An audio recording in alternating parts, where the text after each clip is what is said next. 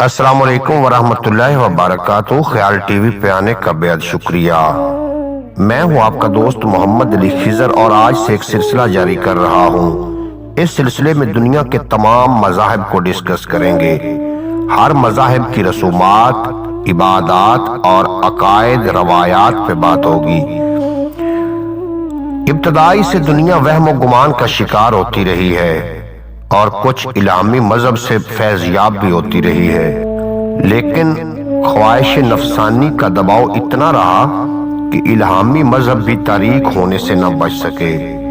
مذہب کا کام انسان میں اخلاق حمیدہ پیدا کرنا ہی نہیں ہے، بلکہ اصل مقصد اللہ تعالیٰ پر ایمان رکھنا اور اس کی معرفت حاصل کرنا ہے۔ اللہ اکبر، اللہ اکبر۔ دنیا کے تمام مذاہب کو اگر 3 جگہ پر تقسیم کیا جائے تو رزلٹ یہ نکلے گا: غیر الہامی مذہب، الہامی مذہب، نظریاتی مذہب۔ غیر الہامی مذہب میں ہندو مت، بدھ مت ہے۔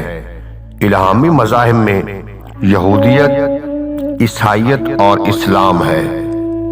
نظریاتی مذاہب لادینیت، مادینیت، اشتراکیت ہے۔ آج ہم بات کریں گے ہندو مذہب پر۔ ہندو مذہب دنیا کا قدیم ترین مذہب سمجھا جاتا ہے۔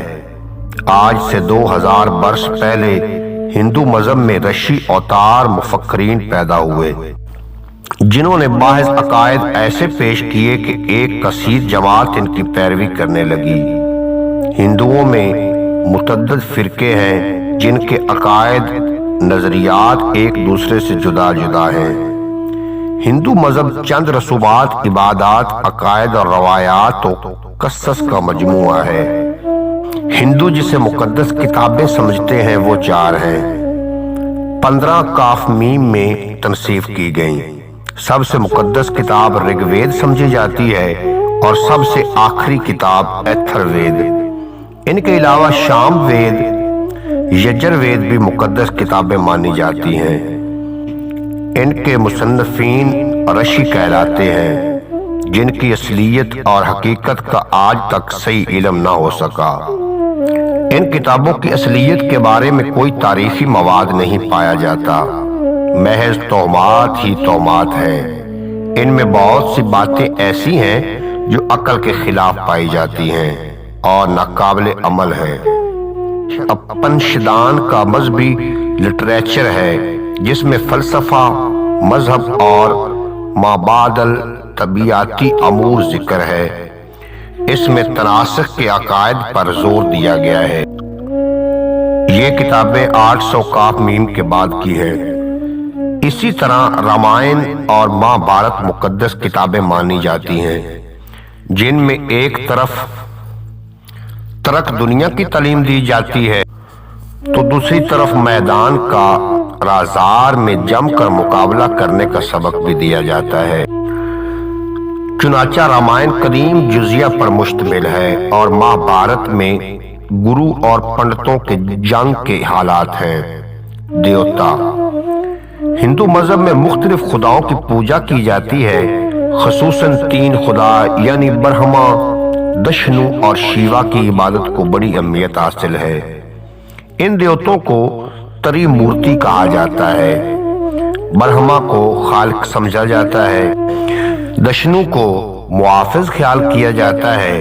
یہ انسانی شکل میں بھی نمودار ہوتا ہے، اسی لیے رام اور کرشن کو دشنو کا اوتار سمجھا جاتا ہے اور شیوا کو برباد کرنے والا سمجھا جاتا ہے۔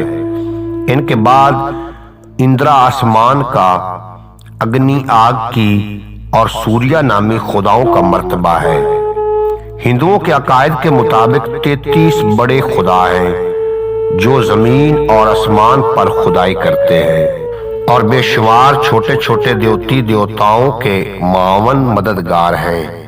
ان دیوتاؤں کے علاوہ پہاڑ، دریا، جنگل، گائے، سانپ وغیرہ کی عبادت بھی عام ہے، اور بعض فرقے تو انسانی اعضاء کو بھی اپنا معبود سمجھ کر ان کی پرستش کرتے ہیں۔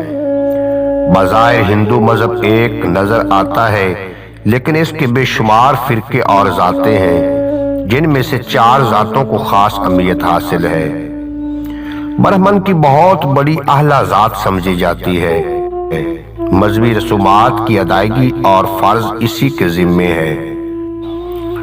ان کا عقیدہ ہے کہ برہما کو خالق کائنات نے اپنے سر سے پیدا کیا۔ نمبر 2، چھتری۔ اس فرقے کا کام میدان جنگ میں لڑنا اور ملک کی حفاظت کرنا ہے، کیونکہ برہما نے اسے اپنے بازو سے پیدا کیا، یہ ان کا خیال ہے۔ نمبر 3، ادیش۔ ایسا فرقہ ہے جس کے ذمے زراعت اور تجارت ہے۔ یہ فرقہ برہما کے پیٹ سے پیدا ہوا ہے، ان کا کہنا ہے۔ نمبر 4، شودر۔ یہ فرقہ سب سے پشت اور ادنا سمجھا جاتا ہے۔ اس کا کام خدمت کرنا ہے، اسی لیے کہ یہ برہما کے پیر سے پیدا ہوا ہے۔ ہندو مذہب میں برہما کی ہستی مقدس سمجھی جاتی ہے، اس لیے وہ مذہب کا ٹھیکیدار ہوتا ہے۔ غیر برہمن وید کی تعلیم حاصل کرنے کی جرات ہی نہیں کر سکتا۔ اگر اتفاقاً کوئی غیر برہمن وید کے الفاظ سن لے تو سزا ان کو یہ دی جاتی ہے کہ ان کے کانوں میں سیسا پیغال کر ڈالا جاتا ہے۔ برہمن کی زندگی کے 4 مدارج ہیں۔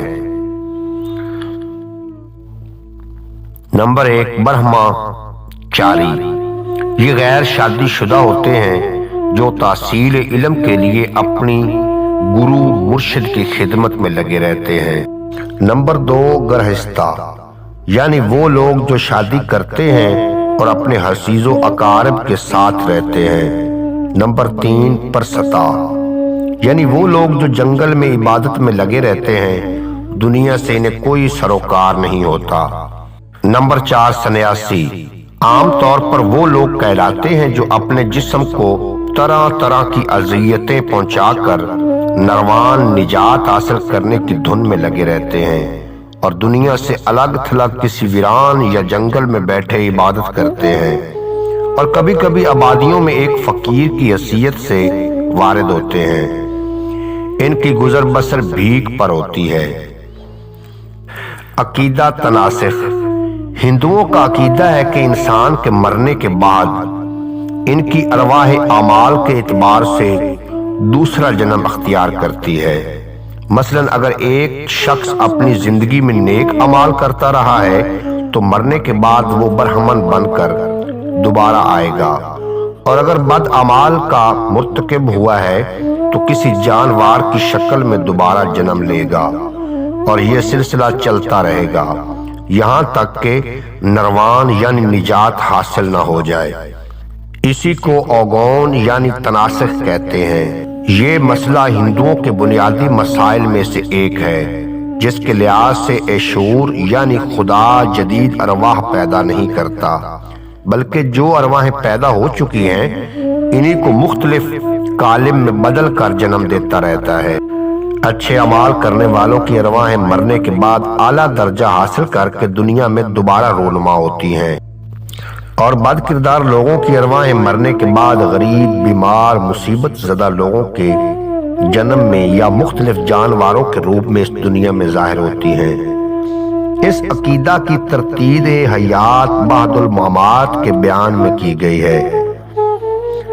آریہ سماج تناسخ کے قائل ہیں، لیکن برہمو سماج اسے تسلیم نہیں کرتے۔ ان عقائد اور اعمال کے اختلاف کے باوجود سب ہندو کہلاتے ہیں۔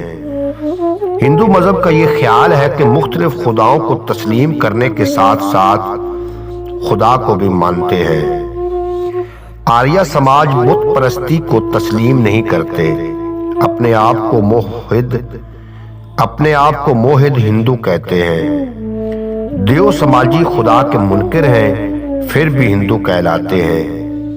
اسی طرح ان میں بے شمار سناتن دھرمی ہیں جو لاکھوں دیوتوں کی پرستش کرتے ہیں۔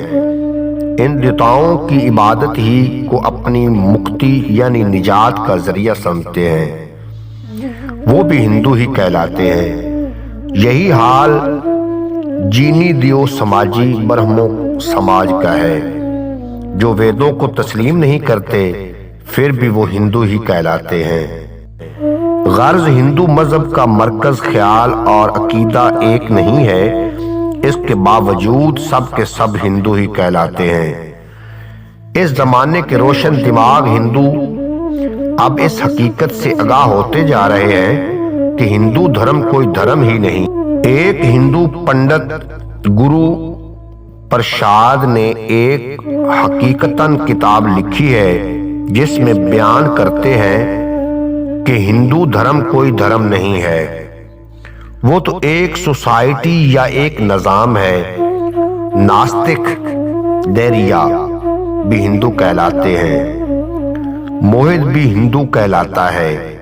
کسی بات کے ماننے یا نہ ماننے سے اس کے ہندو ہونے میں کوئی فرق نہیں آتا۔ جب تک ہندو ہندوانی طریقے کی کچھ رسمیں ادا کرتا رہے گا وہ ہندو رہے گا۔ ہندو مذہب پر ایک سرسری نگاہ ڈالنے سے یہ بات واضح ہوتی ہے کہ اس مذہب میں نہ مساوات ہے نہ انسانیت کا احترام ہے۔ برہمن کو نسلاً سب سے اعلیٰ درجہ نصیب ہے۔ شودر کے اعمال چاہے کتنے ہی اچھے کیوں نہ ہوں، وہ ایک انتہائی بد کردار برہمن کے مقابلے میں کوئی وقت نہیں رکھتا۔ عورتوں پر مختلف قسم کے مظالم ڈھائے جاتے ہیں۔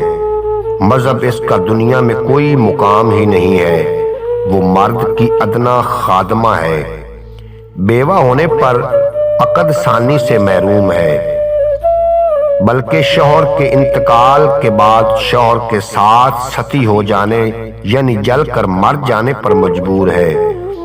اللہ تبارک و تعالیٰ نے ارشاد فرمایا، جن لوگوں نے اپنے پروردگار کا انکار کیا ان کے اعمال کی مثال راکھ کی سی ہے جس پر آندھی کے رن زوردار ہوائیں چلی، وہ لوگ اپنے اعمال سے کوئی فائدہ نہیں اٹھائیں گے۔ یہی سب سے بڑی گمراہی ہے، وہ جس چیز کی پیروی کرتے ہیں وہ بجز گمان اور خواہشات نفس کے اور کچھ نہیں۔ اس سے بڑھ کر کون گمراہ ہوگا جس نے اللہ کی ہدایت کے بجائے اپنی خواہش کی پیروی کی۔ اس کے باوجود ہر جماعت اپنی حالت میں مست ہے۔ امید ہے کہ آپ کو آج کی یہ ویڈیو پسند آئے گی۔ اگر ویڈیو پسند آئی ہو تو چینل کو سبسکرائب فرما کے بیل نوٹیفیکیشن کو پریس کرنا تاکہ مستقبل میں آنے والی تمام ویڈیو آپ تک بآسانی پہنچتے رہیں۔ لائک اور شیئر کرنا نہ بھولنا۔ اجازت دیجیے، ملتے ہیں اگلی ویڈیو میں۔ اگلی ویڈیو تک آپ کا اور میرا اللہ حافظ۔